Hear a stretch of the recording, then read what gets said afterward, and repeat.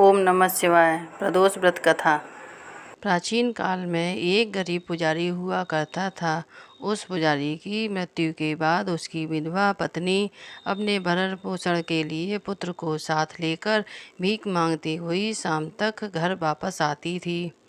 एक दिन उसकी मुलाकात विदर्भ देश के राजकुमार से हुई, जो कि अपने पिता की मृत्यु के बाद दर दर भटकने लगा था। उसकी हालत पुजारी की पत्नी से देखी नहीं गई। वह उस राजकुमार को अपने साथ घर ले आई और पुत्र जैसा रखने लगी। एक दिन पुजारी की पत्नी अपने साथ दोनों पुत्रों को सांडिल्य ऋषि के आश्रम ले गई।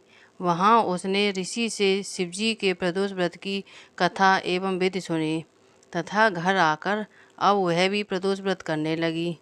एक बार दोनों बालक वन में घूम रहे थे। उनमें से पुजारी का बेटा तो घर लौट गया, परंतु राजकुमार वन में ही रह गया।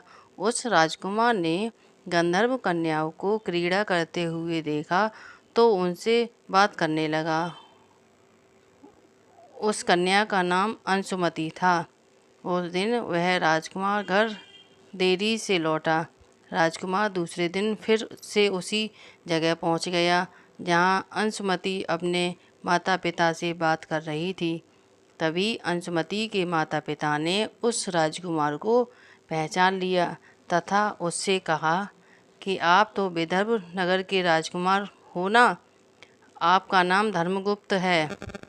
अंशुमति के माता पिता को वह राजकुमार पसंद आया और उन्होंने कहा कि शिवजी की कृपा से हम अपनी पुत्री का विवाह आपसे करना चाहते हैं।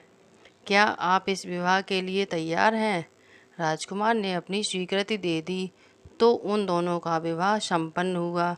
बाद में राजकुमार ने गंधर्व की विशाल सेना के साथ विदर्भ पर हमला किया और घमासान युद्ध कर विजय प्राप्त की तथा पत्नी के साथ राज्य करने लगा। वहाँ उस महल में वह पुजारी की पत्नी और पुत्र को आदर के साथ ले आया तथा साथ रखने लगा। पुजारी की पत्नी तथा पुत्र के सभी दुख व दरिद्रता दूर हो गई और वे सुख से अपना जीवन व्यतीत करने लगे। एक दिन अंशुमति ने राजकुमार से इन सभी बातों के पीछे का कारण और रहस्य पूछा। तब राजकुमार ने अंशुमति को अपने जीवन की बात बताई और साथ ही प्रदोष व्रत का महत्व और व्रत से प्राप्त फल से भी अवगत कराया।